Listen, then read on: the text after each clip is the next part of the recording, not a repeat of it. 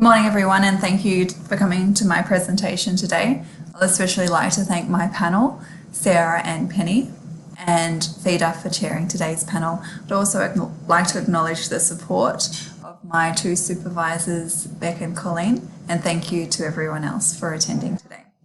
My presentation is focusing on my study on how reflective thinking promotes the development of self-regulated learning strategies in the Year 8 mathematics classroom.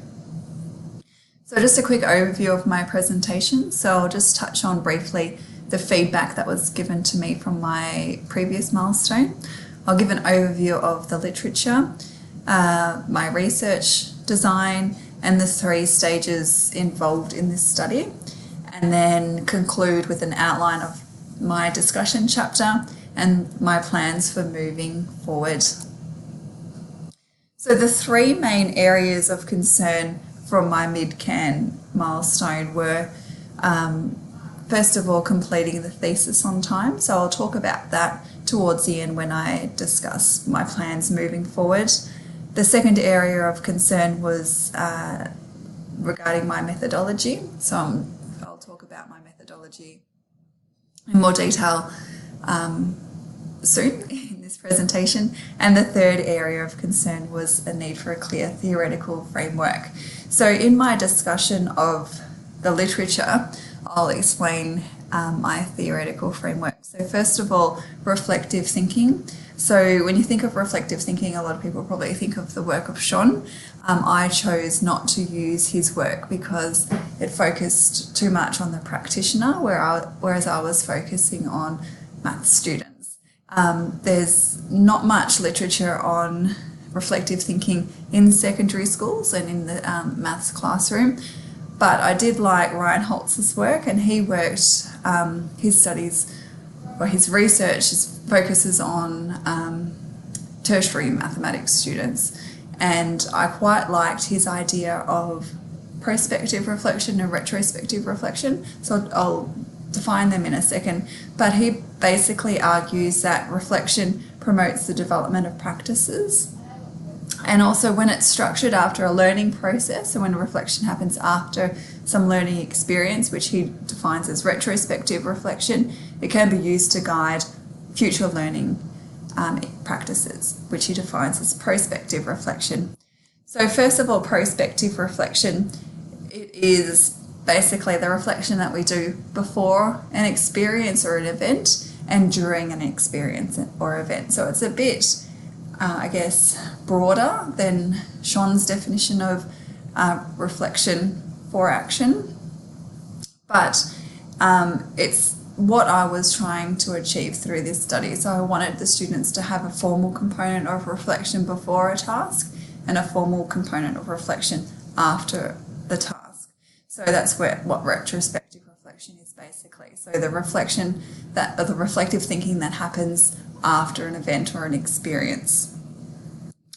So Reinholz defines or puts these 2 concepts, prospective reflection and retrospective reflection, in a reflection cycle. And he basically argues that learning occurs in a series of reflection cycles. So prospective reflection, both before and during an experience or an event, helps inform retrospective reflection, and then the retrospective reflection then helps inform future experiences and events. And he argues that retrospective reflection, if retrospective reflection does not occur, then learning can't occur. So it's very important that for learning to occur, that we reflect on our experience or in our event. The second theory I have as a part of my theoretical framework is self-regulated learning, and I've used the work of Zimmerman. So self-regulated learning is basically the strategies that we use to help us learn. Okay, so we self-regulated learners are active participants in their learning. They know what they need to do, or they can set goals and know how to achieve those goals. They monitor their progress and so forth. So he developed the self-regulated cycle, And you've got the forethought phase, the performance phase, and the self-reflection phase. So I wanted to take the concept of reflective thinking and try to fit it into the self-regulated learning cycle. So that's basically my theoretical framework. So prospective reflection occurring before and during an event. So the forethought phase and the performance phase are supported by prospective reflection, and then the retrospective reflection supports the self-reflection phase of the self-regulated learning cycle. Okay, so the research design, I've done an action research study, so I'll explain the model I've used in a second. But in this study, I have 3 stages, and each stage has its own research aim and research questions. But I present here the main research aim for the whole study and the 2 main research questions. So my aim was to develop a better understanding of how reflective thinking can support the development of self-regulated learning strategies. The 2 research questions are, first of all, what elements of a lesson help promote reflective thinking? And then secondly, how do teaching practices that encourage reflective thinking influence student engagement in learning in terms of motivation and self-regulated learning strategies? Just to give you a bit of context of the study, so it took place at the school I am currently employed at, and it took place in the last year, 2018. The school is an all-girls Catholic secondary school located in southeast Melbourne. The participants were Year 8 maths students and their teachers. So there were 6 maths classes, 5 teachers teaching the 6, so 1 teacher taught 2.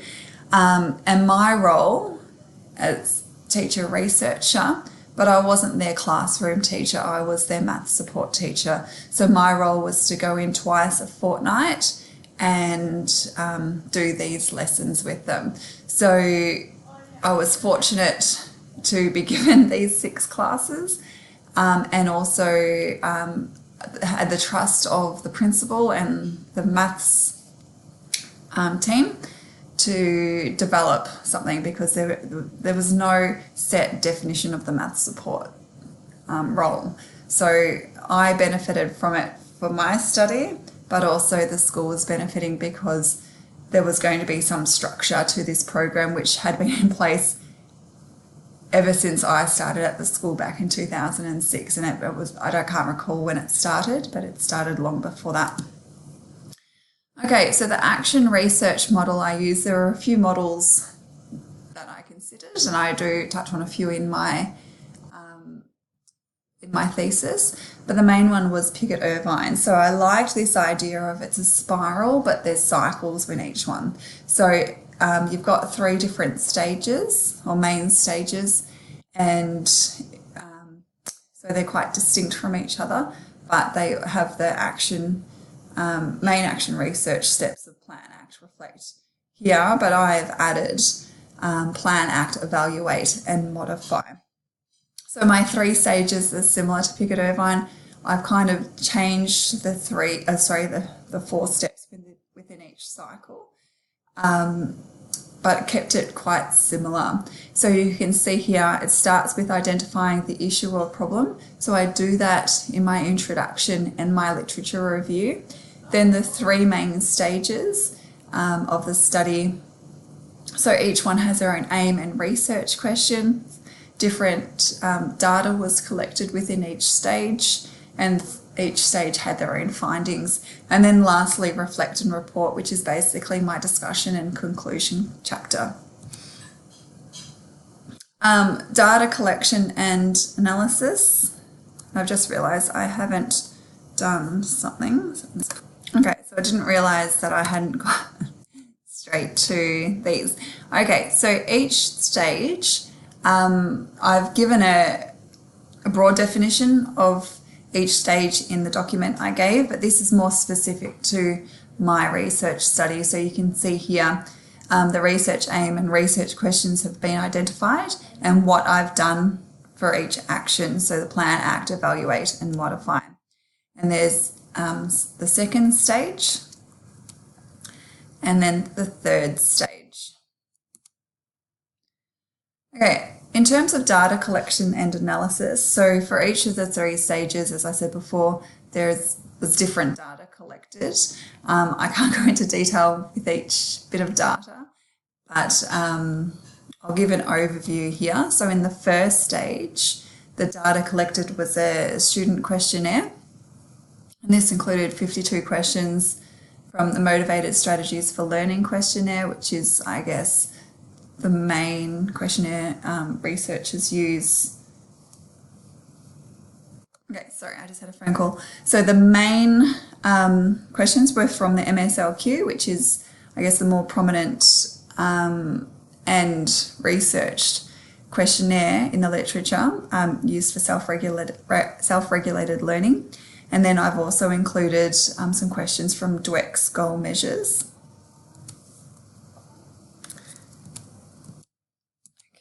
And then the data analysis. So for the questionnaire, I just used descriptive statistics. And then for the, I forgot to talk about, I also collected student work. So the students did 2 tasks, and I used their work on those 2 tasks to evaluate their ability to reflect. So what I was looking for when I analysed their work was their perceived capability to complete a task versus the level of difficulty of that task.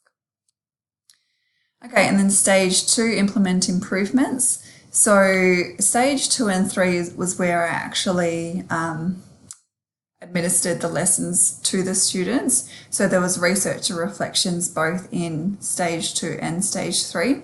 So these researcher reflections were made up of classroom observations. So at the end of a lesson, I would write down my main observations, and I would also review the student work. So the researcher reflections I did after a lesson cycle. So after the lesson was taught to 6 classes, I would then look back at those observations and my comments regarding the students' work and make my own reflections. So when I was analysing my reflections, I focused on the teaching practices and the lesson design elements that either promoted or inhibited reflective thinking or self-regulated learning. So this is kind of a concept map of this analysis. So you can see in blue there is basically the data. So you've got the researcher reflections, and that came from my observations and the student work and all the elements that formed my observations and what the student work included. So when I was analysing my reflections, I focused on the teaching practices, and this included the lesson design and classroom instruction, but what elements of these helped promote or inhibit reflective thinking and self-regulated learning. All right, the final stage, so you would have had more detail of this because you were given the chapter on stage 3. So the researcher reflections again, the students did a questionnaire. So they had the same questionnaire that they had in stage 1, so I could make comparisons, but they also were given an extra set of 8 questions, which I used to help inform the students' semi-structured interviews. And then the teachers were also given a questionnaire just to get more insight into their perceptions of what I was doing.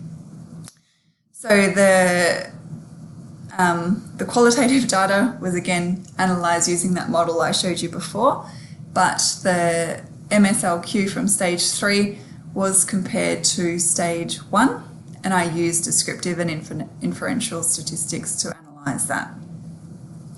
Okay, so let's go through an overview of the 3 stages. So stage 1 first of all, so there it is in the action research model.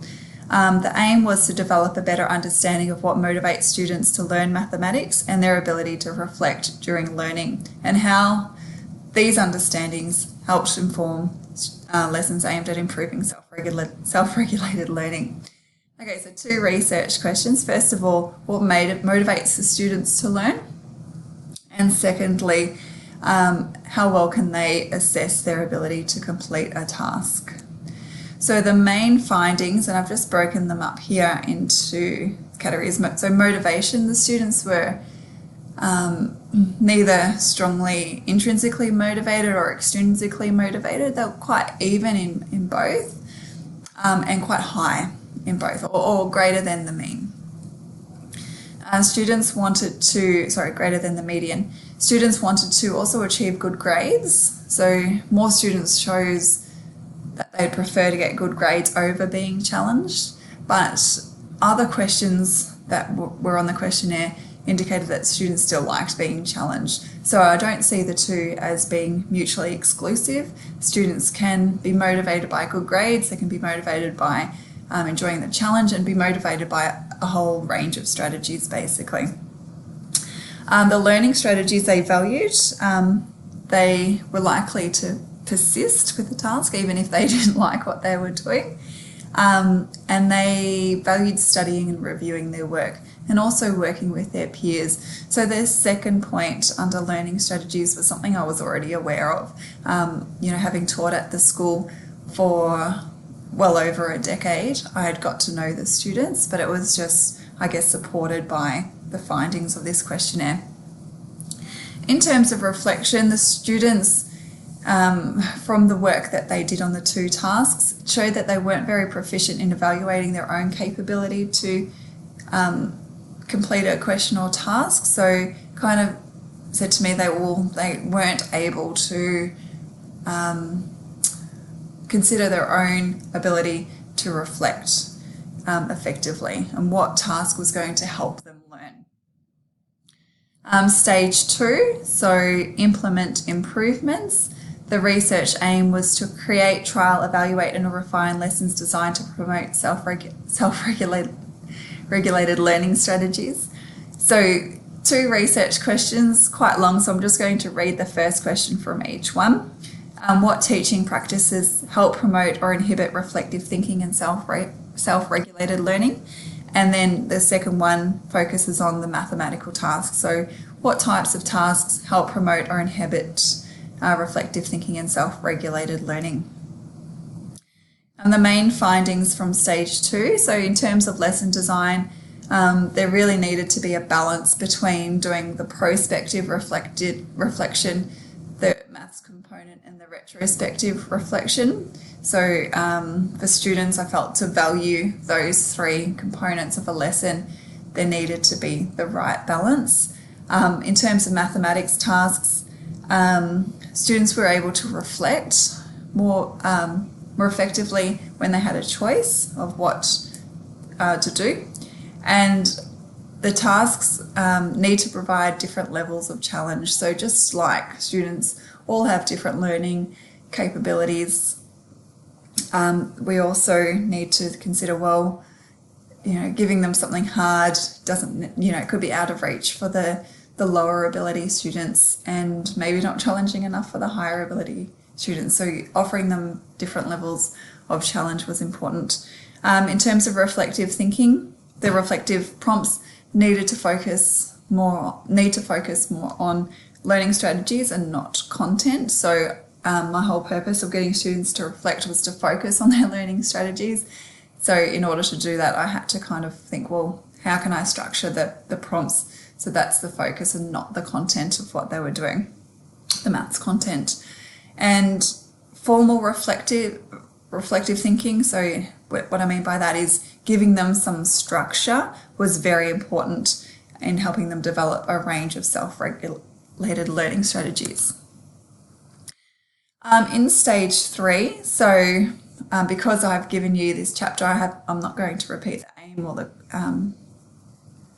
the questions, but I just thought I will talk about, so stage 3 is review changes, the main findings from stage 3. So first of all, students need to understand why they're doing the reflections. So if you want them to value doing something, then they need to understand the purpose behind it. So that needs to be made explicit to the students.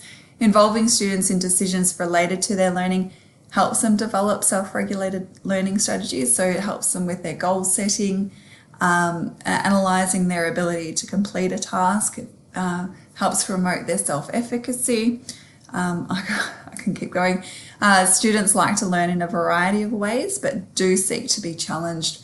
So the feedback from the students is they liked quite a few of the tasks that we did. They liked games that we played, but ultimately it all came back to they want to be challenged. They're seeking some sort of challenge, and they see that as a good way to learn. Students value the role their peers play in their learning. So what was interesting even though this was a finding that came out from my observations in the semi-structured interviews, the students weren't actually asked at all about their peers, but often they would talk about how important their peers were in their learning.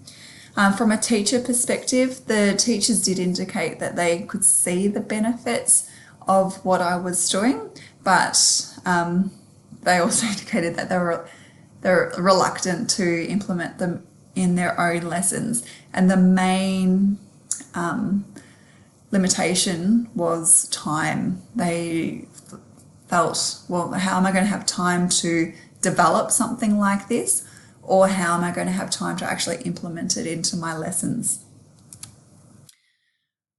Okay, so the main findings, and I just realised it should be this one first, so I'm going to have to switch that. Okay, so let's go back. Outline of Chapter 7, Reflect and Report. So this is what I plan to do next, focus on my discussion chapter. So they're the key sections within that chapter. Let's just jump around a bit. And then the main findings, which I'll be discussing in my discussion and conclusion. So in terms of lesson design, as I said before, giving students time to reflect, they need to value the reflective process. They need to see the purpose in what they're doing. Use multiple lessons if needed. So our lessons are only 50 minutes long. So it was in stage, or towards the end of stage 2, and for all of stage 3, the lessons were over, or the tasks were over 2 lessons, because we couldn't squish everything into one lesson. If we did, it meant that the retrospective reflection was not done effectively. So that was always done at the start of the following math support lesson. Using tasks that can support reflection. So some tasks that I trialled in stage 2 just did not seem at all effective in supporting reflective thinking or self-regulated learning. And some helped. So the games I thought were really good with reflective thinking, but I couldn't see how they supported self-regulated learning. Ensuring whatever prompts that are used are explicit, so the students understand what you want them to do. So, you can't say, oh, here's your reflective journal, write about what you did today. They need a set structure.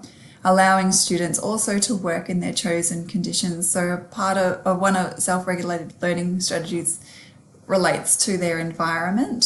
So students understanding, okay, this is the environment I learn best in. So if that means in the classroom, getting students to move around and sit with students who they know they work really well with, then that you've got to give them the opportunity to do that. In terms of teaching practices, differentiated tasks allowed students to develop their self-efficacy. So giving students an opportunity to succeed, basically. So whatever level they're at, having some form of success. So it doesn't matter whether they're at the lower end or the higher end, being challenged and being proud of what they're achieved can help support their self-efficacy. Offering students a choice helps with their goals, their task analysis and so forth. And, and when they reflect on their success, again, that builds on their self-efficacy. Okay, let's just quickly jump around. Okay, so moving forward, as a part of my documentation, I put forth this detailed timeline of what I hope to achieve in the next few months. And here's just a visual representation. So 7 chapters all have started, 6 nearly complete. 7 is probably about 30 to 40% complete, but you can see there that each chapter I plan to finish by December. Okay, thank you.